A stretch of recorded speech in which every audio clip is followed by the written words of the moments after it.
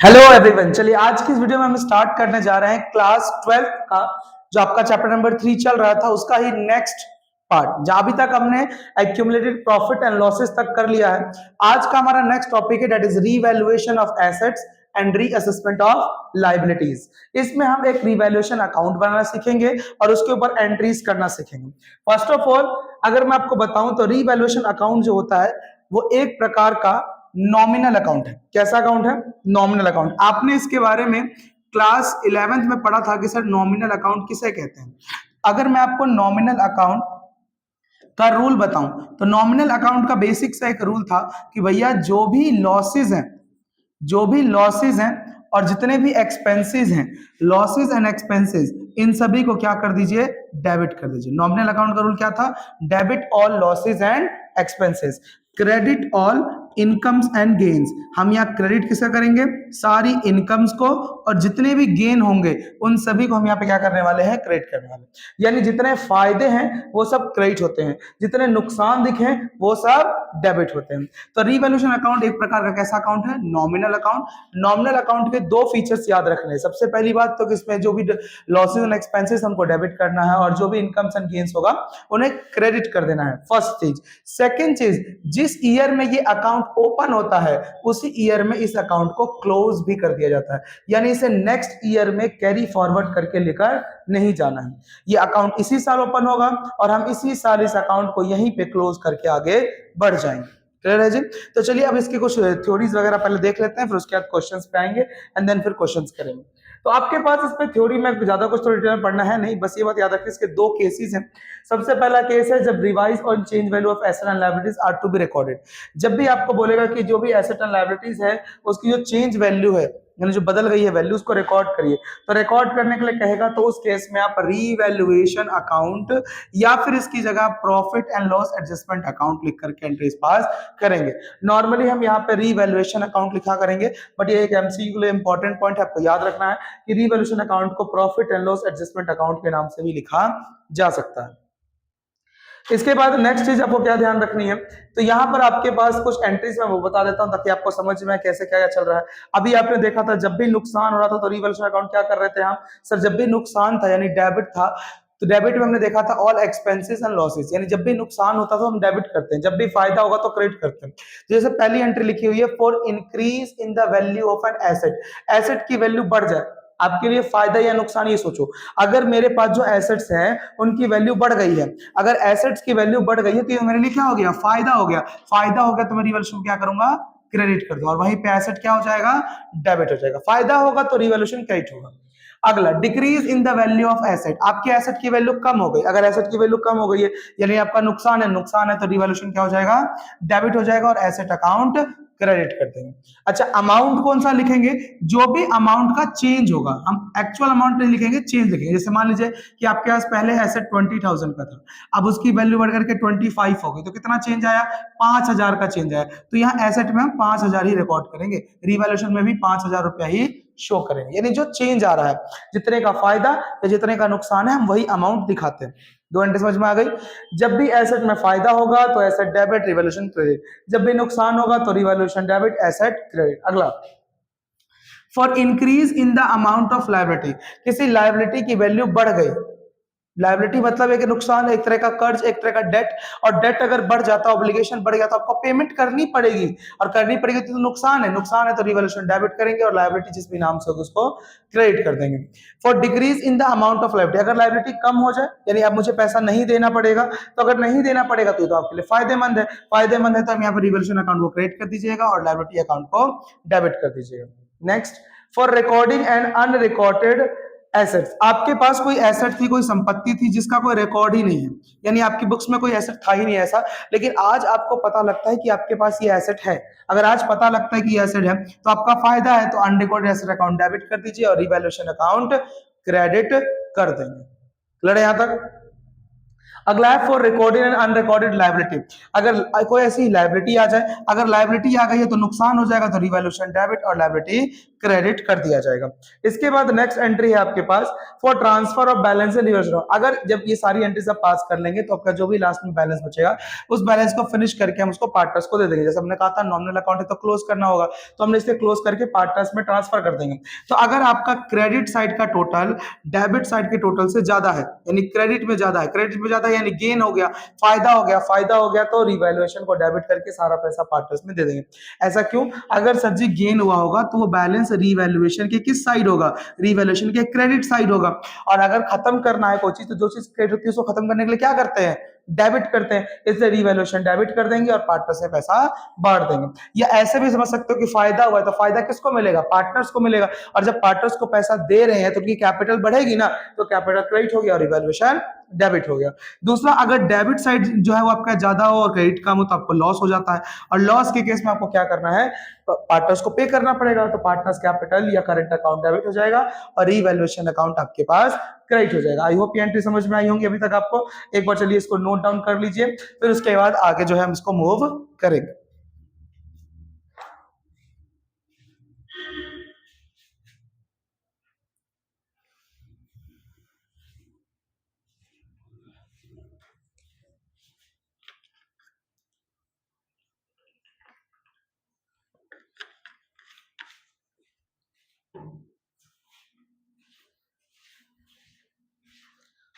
चलिए कर लिया होगा अभी तक आपने। इसके बाद नेक्स्ट टॉपिक है आपके पास expenses on reconstruction of the firm. जब फर्म में रिकंस्ट्रक्शन होता है, यानी जब फर्म को हम फिर से कंस्ट्रक्ट करते हैं, फिर से रेशियो चेंज, एडमिशन, रिटायरमेंट, कुछ भी ऐसा अगर हम फर्म में कर रहे हैं तो फर्म में ऐसा कुछ भी करने पे कुछ ना कुछ खर्चे होते हैं। इसलिए यहाँ पे लिखा हुआ है एक्सपेंसेस में be incurred by the firm to give effect to the change in profit sharing ratio. These expenses में be incurred as remuneration to a partner और as a payment to an outside party for rendering services. कभी कभी ये काम जो होता है, जो रिकंस्ट्रक्शन होता है, किसी बाहर वाले से करवाते हैं। जब बाहर वाले से कराओगे तो उसको पेमेंट करनी पड़ेगी। या कभी कभी जो आपके फॉर्म में जो आपके एम्प्लॉयज हैं, यानी आपके जो पार्टनर्स हैं, वही मिलकर काम कर रहे हैं, तो अगर पार्टनर नहीं कर लिया तो उसको फिर रेम्यूनरेशन बनता है, तो आपको रेम्यूनरेट देना पड़ेगा, यानी उसको कुछ पैसा तो देना पड़ेगा इस काम के लिए। तो उस केस में जब आप पार्टनर को पेमेंट करेंगे तो एंट्री क्या बनेगी? पेमेंट कर रहे हो आप पार्टनर को तो आपका फायदा क्या नुकसान? भैया पैसा तो जा ही रहा है ना, किसी को भी पेमेंट कर रहे हो तो नुकसान ही मानेंगे, तो रिवैल्यूएशन डेबिट करेंगे और उस पार्टनर का कैपिटल अकाउंट क्रेडिट करके उसको पैसा दे दिया जाएगा। ठीक है। पेमेंट का यह मतलब क्या है? Remuneration paid to a partner means partner is paid for the services rendered by him but expenses are borne by the firm. ये से इस बात का पैसा है कि सर्विस पार्टनर दी है, लेकिन इसको करने में जो खर्चा आएगा वो तो अलग से पार्टनर जो है आपका फर्म जो है वो पे करेगा। ये तो सिर्फ उसको ये काम करना है, यानी आप ये काम उससे करवा रहे हैं इसलिए पैसा दे रहे हैं, काम का पैसा नहीं दे रहे हैं, काम करने का पैसा दे रहे हैं। इसमें जो खर्चा होगा वो अलग से फर्म को और देना पड़ेगा। इसके बाद नेक्स्ट आगे आपके सामने दे रखा है कुछ एंट्रीज। इसमें सबसे पहला, if in case expenses that were to be borne by the partner but are paid by the firm, following entries pass. अगर मान लो पार्टनर ने सारे खर्चे बोला कि मैं बियर कर लूंगा, लेकिन उसके बाद वो पैसे फॉर्म दे दे, तो फॉर्म देगा तो भाई फॉर्म अपने कैश या बैंक से देगा, और पार्टनर दे नहीं रहा तो पार्टनर की कैपिटल से ले लेंगे, तो पार्टनर्स का कैपिटल अकाउंट डेबिट कर देंगे और नीचे कैश या बैंक से एंट्री पास कर देंगे। और अगर मान लीजिए expenses are incurred and paid, अगर फॉर्म नहीं इनकर किया और फॉर्म नहीं पे किया तो भी बताया तो ऊपर रिवैल्यूएशन टू कैश। कहानी क्या है? अगर फॉर्म ही इनकर करती है, यानी फॉर्म का ही खर्चा है और फॉर्म ही पेमेंट कर रही है तो रिवैल्यूएशन डेबिट।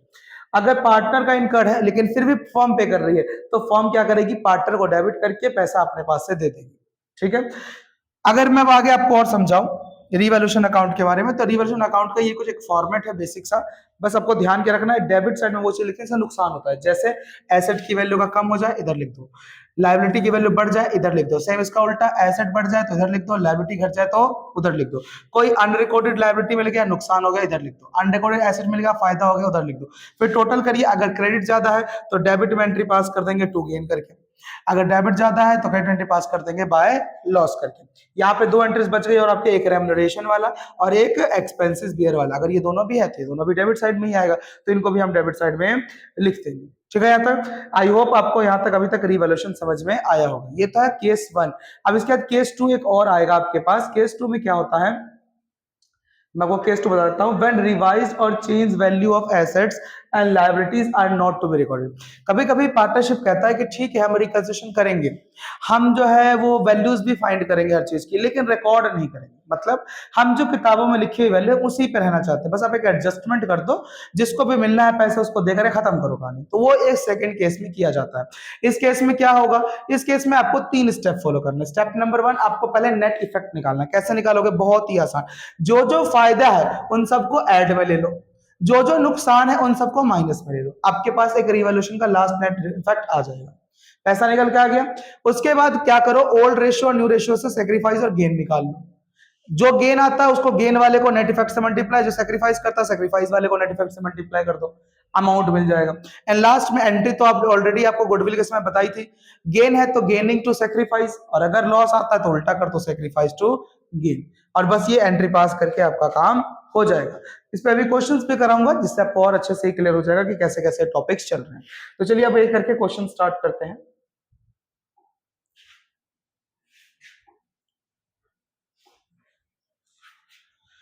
चलिए आपके पास ये पहला क्वेश्चन है, revaluation of assets and liabilities का, क्वेश्चन नंबर 25 हमारे पास। ये बोला है पास नेसेसरी जर्नल एंट्रीज, आपको जर्नल एंट्रीज पास करनी है। चलिए पहले क्वेश्चन को पुट कर लेते हैं।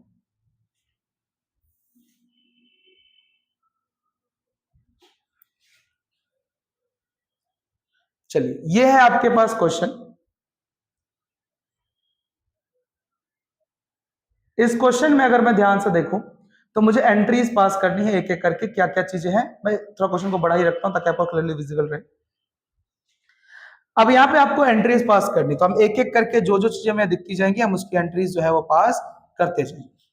क्या बोलता है, आशीष, आकाश एंड अमित 3 पार्टनर है, are sharing profits and losses equally. ये कैसे बांट रहे हैं प्रॉफिट एंड लॉसेस को, इक्वली बांट रहे हैं। बैलेंस शीट दे रखी है आपको, कुछ इस प्रकार से दिखती है, इसमें क्रेडिटर्स है, रिजर्व है, कैपिटल है, तीनों की। इधर cash in hand, cash in bank, debtor, stock, building machinery, और एक एडवर्टीजमेंट सस्पेंस दिख रहा है कि 6,000 रुपए का एडवर्टाइज सस्पेंस है। The partner decided to share profits in the ratio 2:1, 2:1 with effect from 1 अप्रैल। यानी ओल्ड रेशियो इक्वली था, नया रेशियो ये हो गया।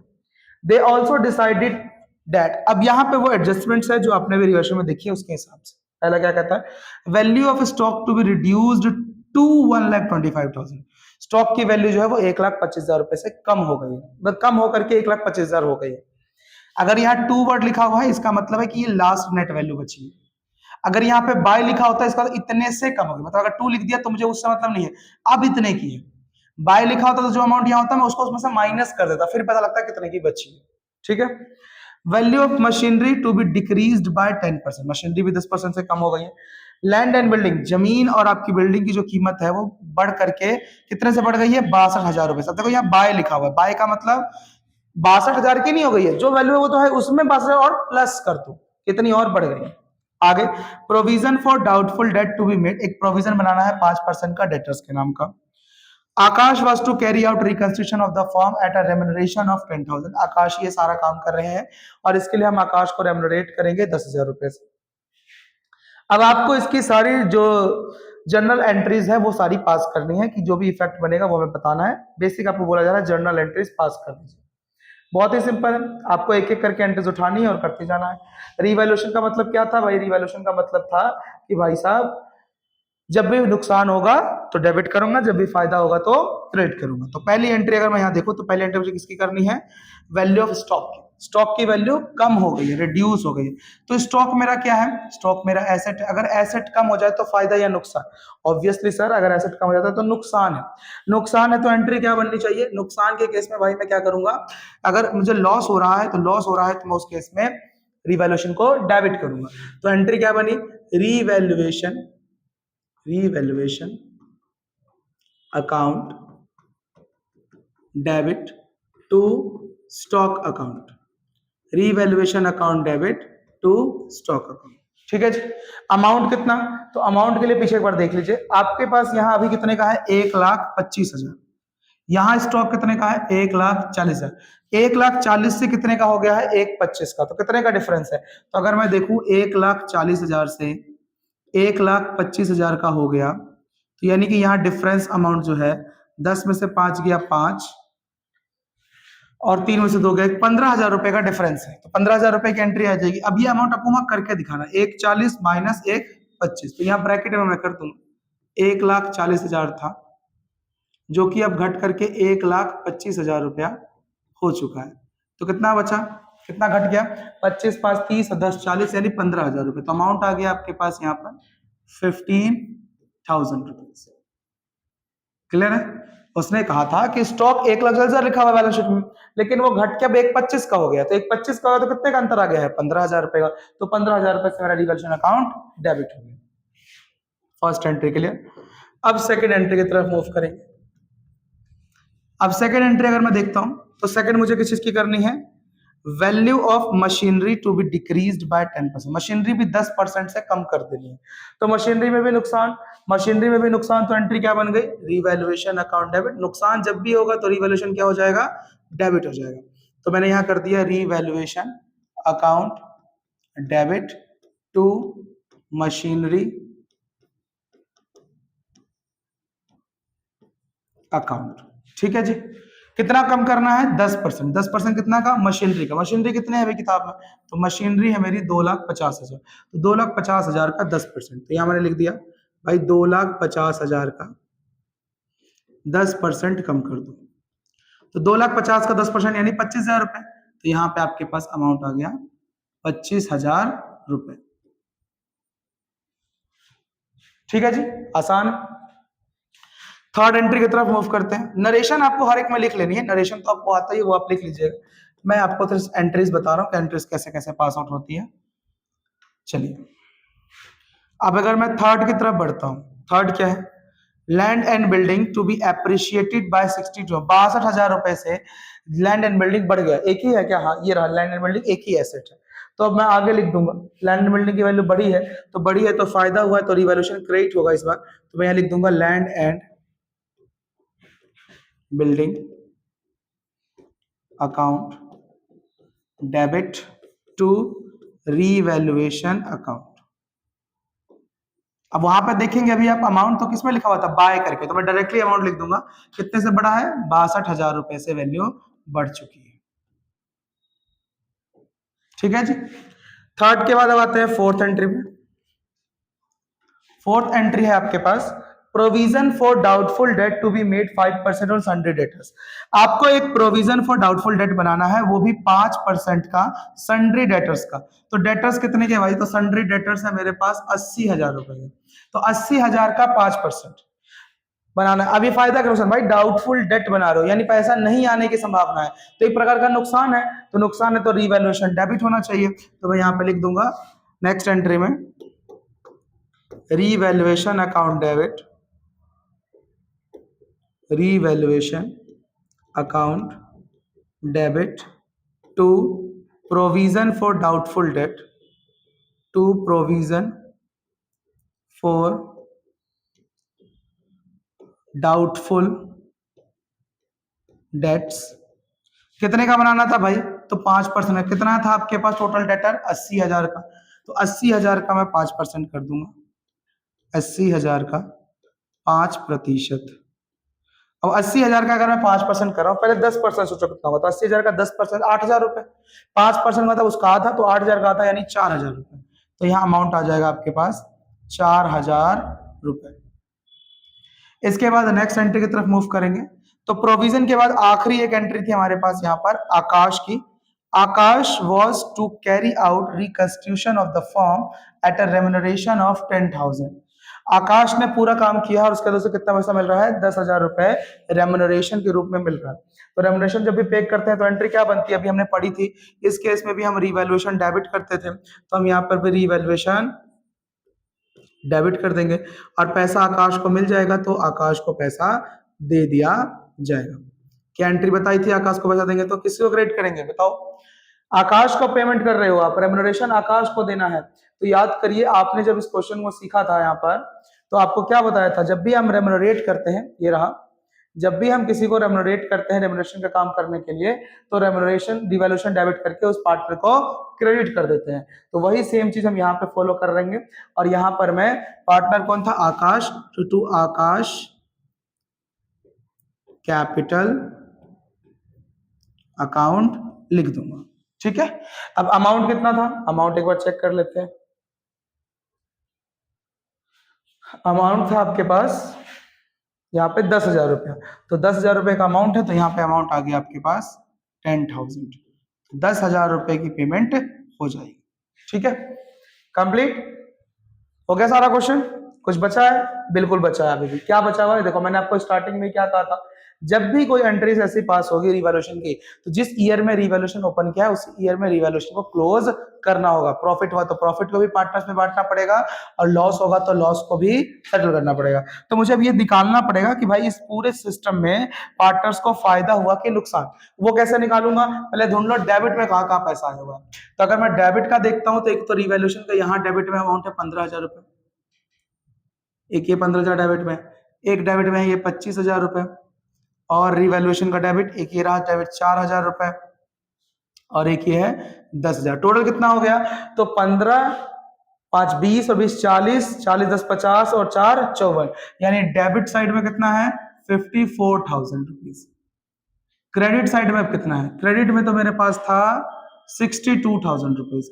तो कितना ज्यादा है क्रेडिट में, तो अगर मैं देखूं यहाँ पे, तो यहाँ पे एक्स्ट्रा कितना है, तो 62,000 माइनस 54,000, तो आपका क्रेडिट में आ गया 0, 12 में से 4 गया 8, तो 8,000 रुपया मेरे पास यहाँ पे कुछ दिख रहा है। एक बार मैं चेक कर लूं, सही जा रहा हूं मैं। देखिए रिवैल्यूएशन प्रॉफिट कितना है 8,000 रुपए, यानी मुझे 8,000 रुपए का फायदा दिख रहा है। तो ये पैसा भी किसको मिलना चाहिए, पार्टनर्स को। तो एक आखिरी एंट्री गेन की आपको और पास करनी होगी, एंड दैट इज, इस बार आप रीवैल्यूएशन डेबिट करेंगे, रीवैल्यूएशन अकाउंट डेबिट पैसा पार्टनर्स को मिलेगा।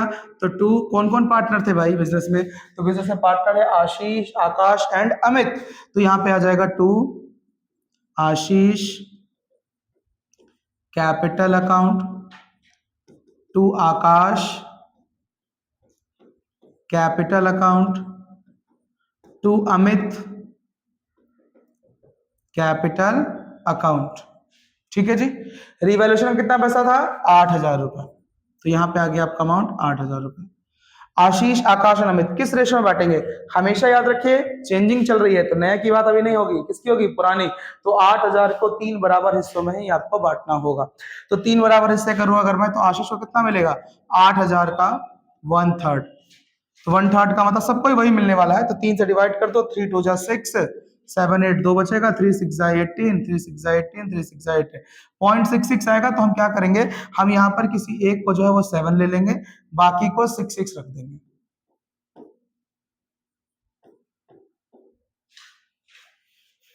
ठीक है, तो इस तरीके से हो जाएगा। ये आप किसी दो को 6 7 कर देना ताकि अमाउंट बिल्कुल मैच हो जाए, 0.66 करके, तो इसलिए ऐसा करें। ठीक है, तो ये हो गई आपके पास एंट्रीज कंप्लीटेड। आई होप आपको ये क्वेश्चन समझ में आया होगा। इसी प्रकार से आपके पास बुक में और भी आगे क्वेश्चंस दे रखे हैं। जैसे अगर मैं यहाँ देखूं, यहाँ पे अब मेरे पास जो अगला क्वेश्चन दे रखा है रिवॉल्यूशनरी असेसमेंट में, ये रहा। इसमें भी जनरल एंट्री से पास करनी है, हरी, कुणाल एंड कपिल वाला। चलिए इस क्वेश्चन भी कर लेते हैं। सीबीएसई 2019 का आया हुआ सवाल है।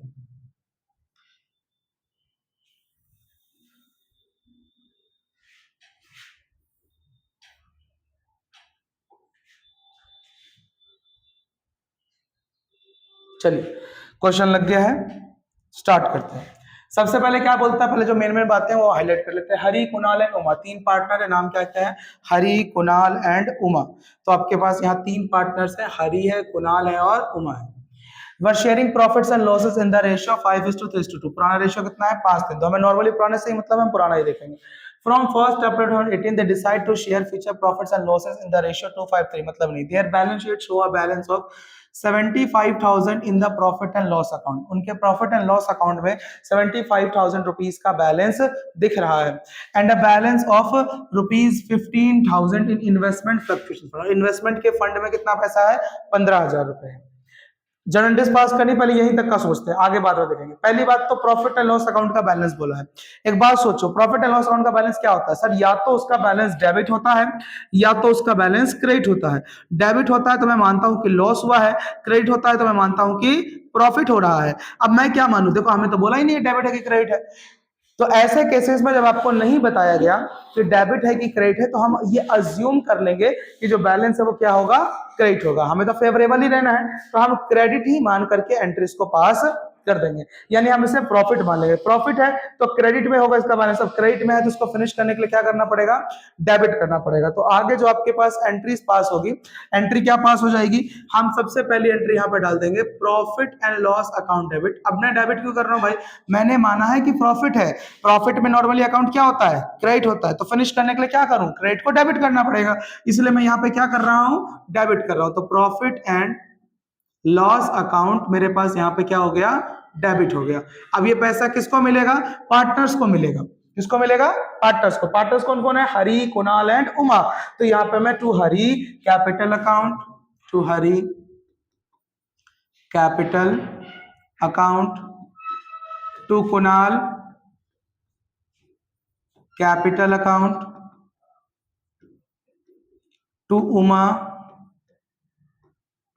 Capital account. तीनों में पैसा बढ़ जाएगा। कितना पैसा था भाई, कितना पैसा था भाई, पीछे देखते हैं। तो यहाँ पे था 75,000 रुपीज, तो 75,000 रुपीज आपने टोटल डेबिट कर दिया। किस रेशियो में बांटू 75,000 को, पुरानी रेशियो में ही बांटेंगे भाई। पुरानी रेशियो क्या था, 5-3-2। तो पहले वाले को कितना मिल जाएगा, पहले वाले को मिल जाएगा 75,000 का 5 हिस्सा बाय 5-3-2 का मतलब 10। दूसरे वाले को 75,000 का 3 हिस्सा 3/10, और अगले वाले को 75,000 का 2 हिस्सा यानी 2/10। इस तरीके से 5-3-2 में ये पैसा बढ़ जाएगा। तो अगर पहले वाले को सॉल्व करूं तो 5 का 5, 5 दूनी 10, 2 आया, 2 से इसको डिवाइड कर दूं तो 75,000 का आधा, तो ये हो जाएगा 2 तिया 6, एक बचेगा, 2 7 14, 2 5 6 10, 00, 37,500 रुपया। अगले वाले को देखो 7500 को 3 से मल्टीप्लाई करना होगा, तो 2 0, 3 5 15 का 5 बचा 1, 3 7 21 और 1 22, तो 22,500 रुपए हो गया। ऐसे ही तीसरे वाले में 2 एकम 2, 2 5 6 10, अब 5 से करूंगा तो 15 5 से 75, यानी 15,000 रुपया जो है वो यहाँ आ जाएगा। इस तरीके से आपने जो है प्रॉफिट एंड लॉस अकाउंट का बैलेंस ट्रांसफर कर दिया। अगली चीज, investment fluctuation fund. Investment fluctuation मैंने आपको कराया था अभी एक्यूमुलेटेड वाले में। जब भी इन्वेस्टमेंट दिखे तो उसके रिगार्डिंग चेक करो कि क्या बुक में कोई एडजस्टमेंट और है, क्या कोई मार्केट वैल्यू चेंज आया है, तो उस पे हमें उसको एडजस्ट करना पड़ेगा। तो अगर मैं यहाँ ध्यान से देखूं तो अभी इसको 2 मिनट के लिए रुक जाते हैं, पहले आगे बढ़ते हैं, फिर उसके बाद इस चीज पर आ जाएंगे, ठीक है। अगली चीज, goodwill of the firm was valued at 3 lakh rupees. Goodwill जो है फर्म की वो वैल्यू करी गई है कितनी, 3 लाख रुपए से। अच्छा, वैल्यू करी गई है, वैल्यू करी गई यानी किताब की गुडविल तो नहीं, अभी अभी आपने वैल्यू करी। और हमने वैल्यूएशन ऑफ गुडविल में देखा था कि जब गुडविल वैल्यू करते हैं तो उसको gaining partner to sacrifice partner करते हैं, यानी अब मुझे वर्किंग नोट बना करके गेनिंग और सेक्रीफाइस निकालना पड़ेगा। तो हरी, कुणाल एंड उमा, चलिए भाई अब इनका हम बनाते हैं एक वर्किंग नोट। तो मैं अगले पेज पे ले लेता हूं, अगले स्लाइड पर working note. Working note, working note किस चीज का बना रहा हूं, फॉर गेनिंग एंड सेक्रीफाइस। तो मैं यहां लिख लूंगा फॉर, पहला वर्किंग नोट है मेरा, फॉर गेनिंग और सेक्रीफाइसिंग रेशियो। गेनिंग और सेक्रीफाइसिंग रेशियो में निकालना चाहता हूं। अब गेनिंग और सेक्रीफाइसिंग निकालना तो मेरे पास नॉर्मली फॉर्मूला क्या होता है, तो मैंने आपको बताया था, सन याद रखना है, यानी sacrifice share as for sacrifice share is equals to ON, यानी कि old share minus new share, old share minus new share. तो आपको ये सन का फॉर्मूला जो है वो हमेशा ध्यान रखना है। अब सबसे पहले मैं किसकी बात करूंगा, तो मैं एक बार पहले पीछे बैक जाकर के लिख लेता हूं, मेरे पास क्या क्या गिवन था, हरी, कुणाल एंड उमा, 5-3-2। तो मेरे पास 3 पार्टनर है, एक है हरी, एक है मेरे पास हरी, एक है मेरे पास कुणाल, कुणाल के अलावा एक है मेरे पास उमा। 5-3-2, तो यहाँ पे मेरे पास आ गया 5 3 और 2, हरी, कुणाल एंड उमा 5-3-2 की रेशियो में जो है यहाँ पे अपना प्रॉफिट बांट रहे हैं। अब नया रेशियो क्या था, मैं एक बार वो भी देख लेता हूं। नया रेशियो है 2 5 और 3 का। तो यहाँ पे जो नया रेशियो है मेरे पास वो है 2 5 और 3 का। तो मैं इस रेशियो की मदद से निकालना चाहता हूं अपना सेक्रीफाइस शेयर। सबसे पहले मैं हरी का करता हूं, हरी सेक्रीफाइस शेयर। हरी का ओल्ड कितना है, तो हरी का ऊपर ओल्ड में है 5, तो 5/10, 10 कैसे आ रहा है नीचे, तीनों का सम, 5 3 8 और 2 10, माइनस न्यू कितना है हरी का, तो 2/5 3 8 और 2 10। अब नीचे जब बेस सेम है तो 10 का 10 ही रह जाएगा, 5 - 2, 5 में से 2 गया तो आपका जवाब आ जाएगा 3/10। हरी हो गया। हरी के बाद नेक्स्ट नंबर है आपके पास अब कुणाल, तो कुणाल का चेक करते हैं। कुणाल सेक्रीफाइस शेयर, कुणाल का कितना है ओल्ड, 3/10 माइनस 5/10। अब यहाँ पे देखूंगा फिर से बेस सेम है 3, -5 करूंगा तो इस बार माइनस का 2/10 आएगा, माइनस में आके इसका तो ये क्या कर रहा है, गेन कर रहा है। ठीक है, कुणाल के बाद अगला कौन है भाई, तो उमा। तो उमा का चेक करते हैं, तो उमा सेक्रीफाइस शेयर, तो उमा का ओल्ड था 2/10, न्यू है 3/10, तो 3/10 का मतलब यहाँ पर हमारे पास 10 आ गया, 2 माइनस का 3, 2 में से 3 गया तो माइनस का 1/10, 1/10 का गेन हो गया। यानी हमारे पास गेनिंग कौन कौन है, एक कुणाल है और एक उमा है। तो एंट्री में जब आऊंगा तो सेकंड एंट्री में मैं क्या लिख दूंगा, कुणाल एंड उमा को डेबिट कर दूंगा, तो मेरी एंट्री हो जाएगी Kunal's capital account debit, Uma capital account debit to Hari capital account. जो जो गेन कर रहे थे उनको डेबिट कर दिया, जो सेक्रीफाइस कर रहे थे क्रेडिट कर दिया। अमाउंट कैसे निकालो, एक बार इधर चेक कर लीजिए, कितने का था गुडविल भाई, तो गुडविल था आपके पास टोटल 3 लाख रुपए का, यानी अमाउंट तो 3 लाख पर ही कैलकुलेट होगा। तो मैं पहले हरी का कर लेता हूं, तो 3 लाख इनटू जितना भी इसने गेन या सेक्रीफाइस कर रखा, तो हरी का सेक्रीफाइस था हमारे पास 3/10, यानी यहां पर 3/10 हो जाएगा। अब 10 से अगर इसको सॉल्व करो तो 1 0 कट जाएगा, 30,000 गुना में 3, यानी 90,000 रुपए का जो है आपके पास यहाँ अमाउंट आ जाएगा। अब ये 90,000 यहाँ पे दो पार्टर्स में और बटेगा, तो 3/10 के अलावा कुणाल और उमा का कितना दिख रहा है, तो कुणाल भाई साहब जो है, कुणाल कुणाल कुणाल अगले पे होगा। कुणाल जो है आपके पास, कुणाल था आपके पास गेन में 2 और उमा था 1, तो कुणाल का 2 उमा का 1, तो यहाँ पर कुणाल भाई साहब जो है उनके में 3 लाख इंटू में 2/10, तो 1 0 0 कट गया, 30 दूनी 60,000, तो यहाँ पर डेबिट में कितना आ गया, 60,000 रुपए, और जो यहाँ पे होगा यहाँ पर 30,000 रुपया आ जाएगा। जब आप इसको 1/10 करेंगे तो 30,000 रुपए का अमाउंट आ जाएगा, गेनिंग टू सेक्रीफाइस। ये हो गया आपके पास सेकेंड एंट्री। चलिए अब थर्ड की तरफ मूव करते हैं। अगले जो आपके पास यहाँ पे एडजस्टमेंट दे रखी है वो है debt investment having a book value of 50,000 पर वैल्यूड एट 35,000। ओ अब यहाँ इन्वेस्टमेंट किताब में कितने की है, 50 की, जिसकी वैल्यू कम हो कितनी हो गई है, 35, यानी कितना कम हो गया, 50,000 की इन्वेस्टमेंट थी जो अब घट करके 35,000 रुपए की इन्वेस्टमेंट हो गई है। यानी चेंज कितने का है, तो आपके पास चेंज है 10 में से 5 गया 5, 15,000 रुपए का। अब इसको कहां से एडजस्ट करेंगे, जो हमारे पास ये 15,000 रुपए का क्या था, इन्वेस्टमेंट फ्लक्चुएशन फंड था, 15,000 का ही है, 15,000 का ही क्लेम है, तो अगली एंट्री में मैं इस 15,000 का इस्तेमाल कर दूंगा। तो थर्ड एंट्री बन गई मेरे पास इन्वेस्टमेंट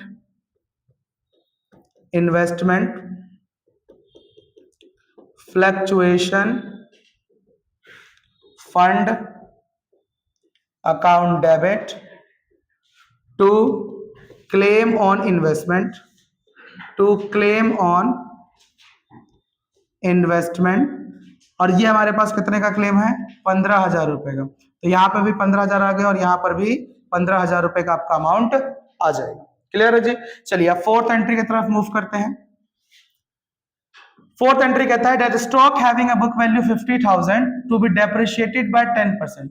आपके पास एक स्टॉक है बुक में जो कितने का है, 50,000 रुपए का है, जिसकी वैल्यू घट करके 10% से कम हो गई है, तो नुकसान हुआ है, तो वापस से रिवैल्यूएशन से एंट्री पास करेंगे। तो हमारे पास जो इसकी फोर्थ एंट्री बनेगी, रिवैल्यूएशन डेबिट होना चाहिए, क्रेडिट, भाई नुकसान है, नुकसान है तो रिवैल्यूएशन क्या करना होगा, डेबिट करना होगा। तो एंट्री आ गई revaluation account debit to stock account. कितना स्टॉक की वैल्यू कम करनी है, तो 10% से कम करना है। तो आपके पास यहाँ स्टॉक कितने का है, 50,000, 50,000 का 10%, 50,000 का 10% यहाँ शो कर देंगे हम, 50,000 का 10%, यानी कि यहाँ पे अमाउंट आ जाएगा आपके पास 5,000 रुपए से आपके स्टॉक की वैल्यू कम हो गई। क्लियर, सारी एंट्रीज पे एक बार क्वेश्चन देख लीजिए। हाँ जी, वो भी कर दिया मैंने, ये भी पास कर दिया और ये तीनों भी कर दिया, सारी हिस्ट्री हो गई। नहीं, एक एंट्री रह गई जी, कौन सी रह गई? अभी बताया था पिछले क्वेश्चन में, जब भी रिवैल्यूएशन अकाउंट कहीं पे भी शो हो तो उसको जिस ईयर में ओपन किया उस ईयर में क्या करोगे? क्लोज करोगे। तो यहाँ पर ढूंढो रिवैल्यूएशन कहाँ कहाँ आपने डेबिट कर रखा है। सिर्फ एक जगह आखिरी एंट्री में रिवैल्यूएशन डेबिट हो रखा है 5000 से, तो इसको खत्म करने के लिए क्या करना पड़ेगा? रिवैल्यूएशन को क्रेडिट करना पड़ेगा। तो जो हमारी अगली एंट्री बन जाएगी उस एंट्री में तीनों हमारे partner Hari capital account debit, Uma, sorry Hari के बाद कुणाल है ना, Hari Kunal capital account debit, Uma capital account debit to revaluation account. कितना पैसा रिवैल्यूएशन है भाई? 5000 रुपए। तो यहाँ पे 5000 रुपए आ जाएगा।